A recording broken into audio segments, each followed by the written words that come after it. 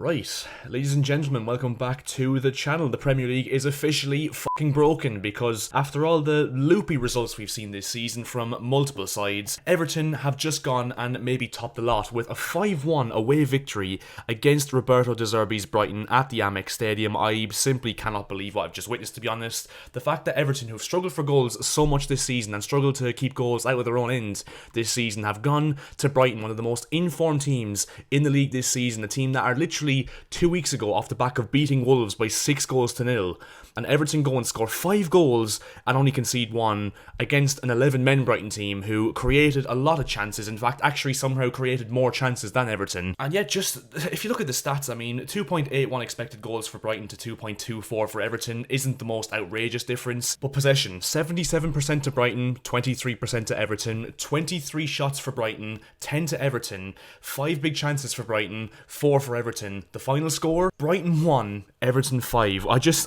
simply cannot sum up into words what I've just seen. And to be honest, I think as far as Sean Dyche performances go, I don't think you're ever going to see a better one. Even during his whole stint at Burnley, I don't think you're going to see a more complete Sean Dyche performance than the one that his Everton team produced today, because on the break they were absolutely lethal, clinical as you can possibly get in football.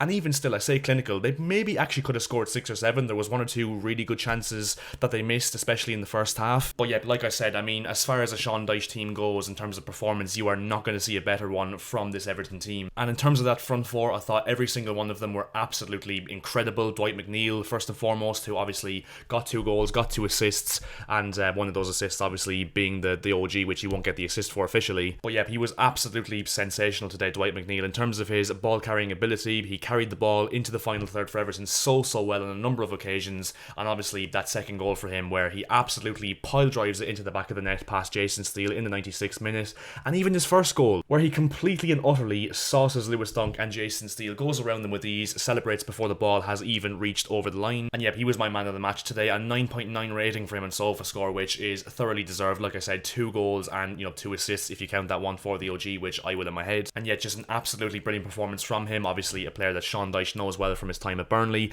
Alex Iwobi I thought was absolutely brilliant once again as well, in terms of his work rate off the ball, his ability to pick a pass at the right time, and his ability obviously to carry the ball as well on that counter-attack, which was so prominent for Everton. And obviously most of their goals, if not all of their goals that I can remember, were from counter-attacking phases. And yeah, Dwight McNeil I thought was absolutely brilliant. Iwobi was brilliant. Abdoulaye Doucouré driving from midfield, letting James Garner and Idrissa Gueye do most of the defensive work and the work in terms of transitioning from defence to attack. And Doucouré obviously arrived late in the box for both of his goals, and yeah, really set Everton on their way to their victory with both of his goals that he scored to obviously put them 2-0 up. And the main man up front, Dominic Calvert-Lewin, you'll know on this channel, I've done a video a few weeks ago if you're a fan of this channel, where I mentioned my most underrated Premier League 11, and Dominic Calvert-Lewin was the striker in that team. And I say it again, I think he's underrated. I think he's being underappreciated and undervalued by the majority of Premier League fans, given how long he's been out injured for and how little games he's played in recent years, given his injuries obviously. But today once again showed up his quality, especially for the first goal from Doucouré, his ability to play with his back to goal and be that link-up striker,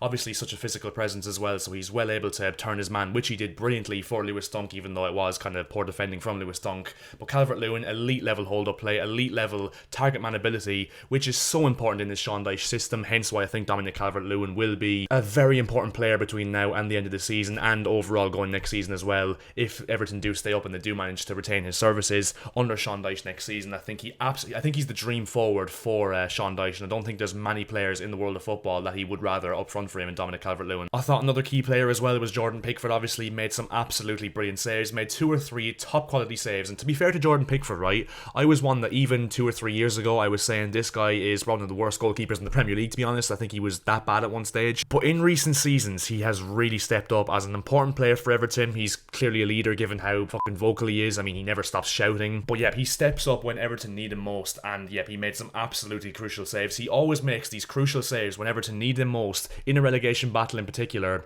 in those big games. And once again he really stepped up, and if it wasn't for his presence in goal and those saves he made, it could have been a lot more of a nervy finish for Everton than it was in the end. So I think Jordan Pickford definitely deserves his credit, despite the fact that the front four will obviously get the main plaudits for how clinical and how unbelievable they were in the final third for Everton. And look, maybe it's a case of just catching Brighton on an off day, because I've said in this channel before, there is absolutely no shame in getting beaten, let alone hammered by Brighton, and I thought that was probably going to be another case today where Brighton completely basically walked over Everton, to be honest. But maybe they caught them on an off day, maybe it was a hint of complacency from this Brighton team, and Everton themselves, they moved themselves up to 16th in the league table, 32 points to their name. Leicester on 30 points after getting beaten 5-3 at Craven Cottage earlier on. Leeds 30 points, Nottingham Forest 30 points, and they play at home to Southampton now. At the time of this recording, it kicks off in a few minutes time, a 6-pointer of the highest order at the bottom of the table, and I think a win for Forest, or anything but a win for Southampton really, I think pretty much assures their relegation. But yeah, a massive game for Nottingham Forest. If they can get a win there, it would be absolutely huge for them. And yeah, make no bones about it, just an absolutely massive win for Everton. As big as a win you're going to see for Everton this season, to be honest. Their 7th win of the season, and especially given the results of Leicester and Leeds this weekend, I think it's absolutely huge for them. Obviously, it gives them a 2-point gap over the relegation places with the last 3 games to play. And with Everton now against Man City next weekend at Goodison Park, they can somewhat afford to lose it now, to be fair, because before today you're probably expecting that they were more likely to get hammered by Brighton than they were to Man City at home, really, which is actually shows how far Brighton have come, really. But with that Goodison Park atmosphere and with the confidence being boosted absolutely massively after this performance against Brighton today, who's to say that Everton couldn't get something from that City game? And then they have Wolves away from home the weekend after as well. So Everton looking good. I mean, they ground out a massive 5-1 win over Brighton away from home, which I just simply cannot get my head around, especially after looking at those stats. But oh my god, look at the fucking momentum bar. I mean, if that doesn't show how much of a smash and grab this was, and just how clinical and how efficient Everton used their attacks, I mean, I don't know what else will, to be honest. I mean, that is absolutely scandalous, to be honest. And yeah, massive positive signs for Everton. Again, I'm going to try and predict who I think will go down, as I normally do after a relegation team has played a game. I think Southampton are probably looking down and out right now. I think they're essentially relegated. I mean, they're 6 points from safety with 4 games to go, and especially if they don't beat Forest tonight at the City Ground, which is going to be an absolutely tremendous ask for them.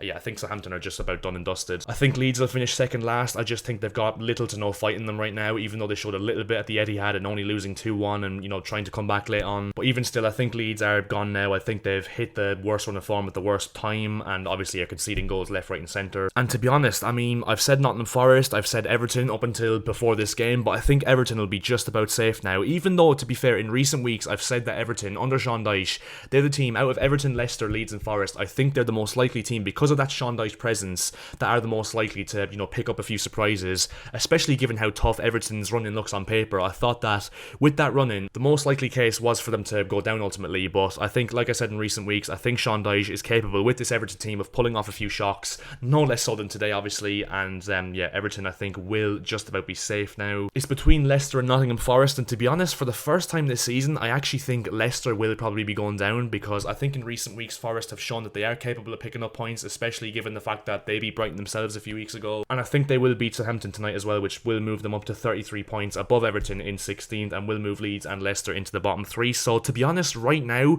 I mean, like I said, I'll probably end up changing my mind again next week, to be honest, but I think it will be Southampton, Leeds and Leicester right now, to be honest. I think that's where my head's leaning to. But yeah, West Ham are safe, I think Bournemouth are safe, Wolves are safe, Palace are safe, Chelsea are safe. At long last, we've reached the 40-point mark, but yeah, in conclusion, a massive win for Everton, and in the most unlikely and most surprising and most mind-fucking of circumstances. Like I say, I'll just reiterate those stats. I mean, 23% possession, 13 less shots, 1 less big chance, and winning 5-1 away from home with that momentum bar, which again I just still cannot wrap my head around. But fair play Sean Dyche, and fair play these Everton players, because they absolutely executed their game plan as perfect as you can possibly go, to be honest. The relegation battle now from here on in these last 3 games is going to be nothing short of absolutely unbelievable, to be fair, and I am all here for it. And while I'm all here for it, you should subscribe to the channel, because we will be doing more content on the relegation battle in these last 3 weeks of the season, so make sure to turn on that notification bell, leave a like on this video, and subscribe to the channel if you are new, because we're looking to hit 3,000 subscribers on this channel as soon as we can possibly get there. And yeah, I guess I'll see you guys in my next video. Chat to you later. Thanks for watching, and yeah, see ya.